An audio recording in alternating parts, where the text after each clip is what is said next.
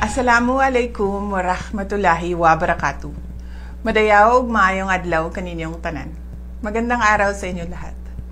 Importanteng mabigyan natin ng suporta ang kampanya ng Department of Health laban sa dengue.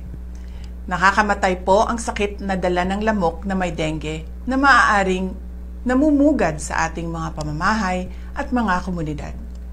Lahat tayo ay nanganganib na maging biktima ng sakit na ito. Magkaisa po tayo sa adhikain na makontrol ang pagdami o paglaganap ng mga lamok na may dalang dengue. Ngayong Dengue Awareness Month, tandaan natin na bilang mga mamamayan, mahalaga ang ating papel para sa pagsugpo ng dengue.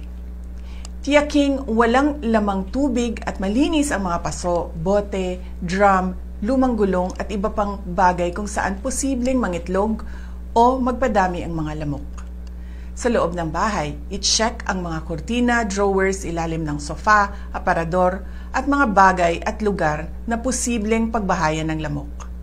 Proteksyon din laban sa lamok, ang mga screen sa bintana at pintuan at kulambo.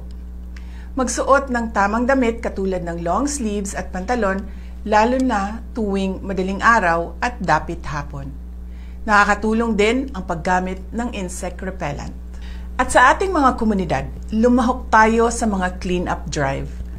Ang aksyon laban sa dengue ay proteksyon ng bawat isa sa ating pamilya. Ang lahat ng ginagawa natin ay para sa Diyos sa bayan at sa bawat pamilyang Pilipino. Syukran!